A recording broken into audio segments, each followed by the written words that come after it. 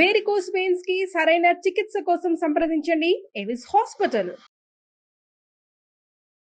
జై శ్రీకృష్ణ. ఆండాళ్ తిరువడిగళే శరణం. తిరుప్పావై దివ్య వ్రతంలో 2వ రోజుకి చేరుకున్నాం. 2వ పాశురాన్ని చూద్దాం. నిదానంగా ఒక్కొక్క పదాన్ని తమిళ భాషలో చెప్తా. దాన్ని జాగ్రత్తగా పుస్తకం పెట్టుకొని పదాన్ని దోషం లేకుండా చక్కగా అర్థాన్ని కూడా భావన చేస్తూ చెప్పండి. అర్థం కూడా తెలుసుకున్న తర్వాత మళ్ళీ ఒకసారి చక్కగా పాశురాన్ని అర్థ భావనతో మరొకసారి చదవండి. ప్రారంభిద్దాం. వైయత్ వాజ్వీర్గాళ్ నాముం நம்பாவைக்கு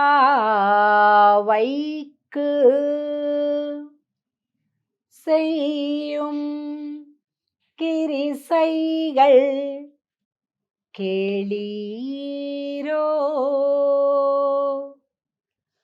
பார்க்கடலில் பயத்துயின்ற பரமன் அடிப்பாடி நெய்யுண்ணோம் பாலுண்ணோம் நாட்காலே நீராடி மையிட்ட ஜுதோம் மலரிட்டு நாமுடியோம் செய்யாதன செய்யோம் தீக்குறளை சென்று ஓதோம் ஐயமும் பிச்சையும் ஆந்தனையும் கை காட்டி உய்யுமாறெண்ணி உகந்து ఏలోరెంబావాయ్.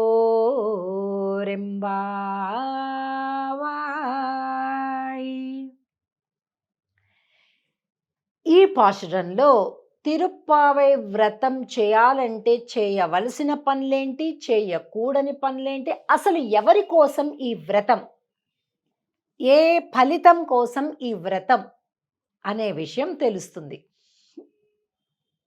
వయత్తు వాజ్వీర్గాళ్ మొదటి శబ్దం. ఈ భూమండలంలో నాకు సుఖం కావాలి, నేను సుఖంగా ఆనందంగా ఉండాలి అని ఎవరు కోరుకుంటారో వారండమ్మ ఈ వ్రతం చేయండి అని చెప్తుంది. ఇంకేముందండి, అందరూ అన్నమాట.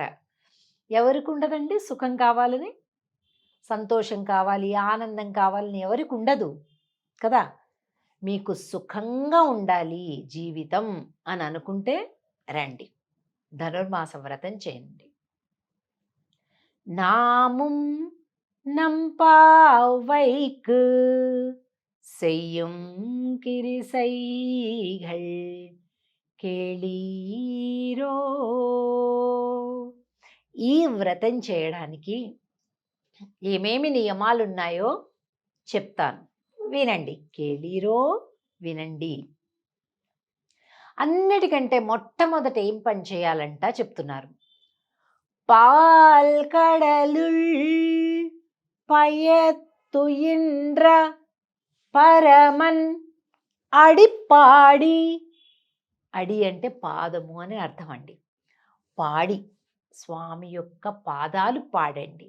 ఏ స్వామి? పాల్కడలు, పాలకడలి పైన పవళించినటువంటి మా స్వామి కదండి. చాలా పాటలు కూడా ఉన్నాయి, తెలుగు పాటలు కూడా. పాలకడలిపై పవళించే ఓ దేవా అని కదా. కనుక అలా పాలకడలి పైన ఎందుకు పడుకుంటాడట స్వామి అంటే మన యొక్క మొరలను వినడానికి పడుకుంటాడట. యోగ నిద్రలో ఉంటాడట. అప్పుడు బాగా వింటాడనమాట. మనం చీమ చిటుక్కుమన్నా కూడా పెద్ద బాంబు పడ్డంత శబ్దం వస్తుందంట. అంత నిశ్శబ్దంగా ఉంటుందంట అక్కడ పాలకడలి దగ్గర. గోలగోలగా గందరగోళంగా ఏముండదు. అలాంటి నిశ్శబ్దం ఎందుకుంటుందట? మనం చెప్పే మాటలు, మన మనసు పెట్టే ఆర్తనాదం స్వామి అక్కడ నుంచి వింటాడట. అలాంటి స్వామి పడుకొని ఉన్నాడు కదా, ఆయన యొక్క పాదములను పాడండి. ఆ స్వామి యొక్క శ్రీ పాదములను పాడండి అని చెప్తుంది. పరమన్ అడిపాడి ఇంకా ఏం చేయాలట? నెయ్యుణోం పాలుణోం నాట్కాలే నీరాడి. చెయ్యకూడని పనులు చెప్తుంది, చెయ్యవలసిన పనులు కొన్ని చెప్తుంది. చెయ్యకూడని పనులు ఏంటట? నెయ్యి ఉన్నాం, పాలు ఉన్నాం. అంటే మేము నెయ్యి తినం, పాలు తినం. తినమేనండి, తాగమని చెప్పడంలా. 2 తినం అని చెప్తుంది. ఎందుకట?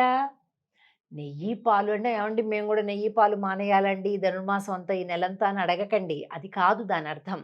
మనం నివేదన చేసే పొంగల్లోనే బాగా నెయ్యిలు పోస్తాం ఈ మాసంలో కదండి. మంచి జీడిపప్పులు, నెయ్యిలు, కిస్మిస్లు, బాదం పప్పులు అన్నీ వేసి చేస్తాం కదా.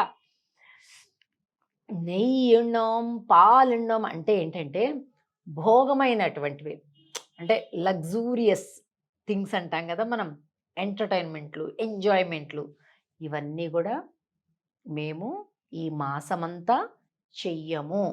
సుఖానుభవాల కోసము మేము వెంపర్లాడము, భోగాల వెనక వెళ్ళము అని చెప్తున్నారు. ఎందుకు?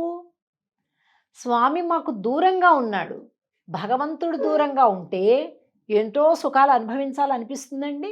మనకి ఇష్టమైన వాళ్ళు మన దగ్గర లేరనుకోండి, వాళ్ళు లేకపోతే ఇంకేదైనా ఆనందాలు అనుభవించాలనిపిస్తుందా మనకు? అసలు అనిపించదు. మరి ఇప్పుడు ఈ గోపికలందరికీ ఎవరు ఇష్టం? కృష్ణుడి ఇష్టం. ఆయన దూరంగా ఉన్నాడు, ఆయన దగ్గర కావాలనే వ్రతం చేస్తున్నారు. అలాంటప్పుడు భోగాలన్నీ కూడా కంఫర్ట్స్, భోగాలు కోరుకుంటారా? కోరుకోరు. కనుక నెయ్యున్నాం పాలున్నాం ఆ భోగాలన్నీ దూరం పెట్టి ప్రాతకాలంలోనే స్నానం చేసి మైయెట్టు ఎజుదోం మలరిట్టు నాముడియోం, కళ్ళకు కాటుక దిద్దం, తలలో పుష్పాలు ముడవం. అంటే అలంకారాలు ఏమి మాకు ఆసక్తి లేదు. ఏమండి ఆ అలంకారాలు వద్దంటే మీరేమిటి ఇంత ఆభరణం వేసుకున్నారు అంటారేమో. మనం అంటున్నాం అంటే భోగముల పట్ల వద్దు. ఈ అలంకరణ స్వామికి అంకితం, స్వామి సేవకి అంకితం. స్వామి యొక్క నామాన్ని మర్చిపోయేట్టుగా చేసేటటువంటి భోగాలేవి మాకొద్దు. స్వామి కంటే ఇతరమైన భోగాలు మాకొద్దు, స్వామియే భోగం అని చెప్తూ అయ్యముం పిచ్చయుం ఆందనయుం కైకాట్టి సెయ్యాదన సెయ్యం తీక్కురళై సెన్రోదం. పెద్దలు చెయ్యని పనులు మేము చెయ్యం. చాలా ఇంపార్టెంట్, ఇన్వర్టెడ్ కామాస్లో పెట్టుకోవాలి ఇది. మా పెద్దలు చెయ్యని పనులు మేము చెయ్యం ఒకటి. ఇంకొకటి పనిగట్టుకొని మరొకటి దగ్గరికి వెళ్ళి చెడ్డ మాటలు మాట్లాడం, అదొకటి. అయ్యముం పిచ్చయం ఆందనయం కైకాట్టి అంటే అందరికీ కూడా ఎంత కుదిరితే అంత బీదలకు దానం చేస్తాం, పెద్దలకు సన్మాన సత్కారాలు చేస్తాం. ఉయ్యం ఆరు ఎన్ని ఉగందు ఏలో రెంబావాయ్ అంటే ఉజ్జీవించేటటువంటి విధానాలన్నింటినీ కూడా మేము ఆచరిస్తాము అని చెప్తుంది ఆండాళ్ తల్లి ఈ 2వ పాశురంలో. తప్పకుండా మనం ఇలాగే ఆచరిద్దాం. జై శ్రీకృష్ణ. ఆండాళ్ తిరువడిగళే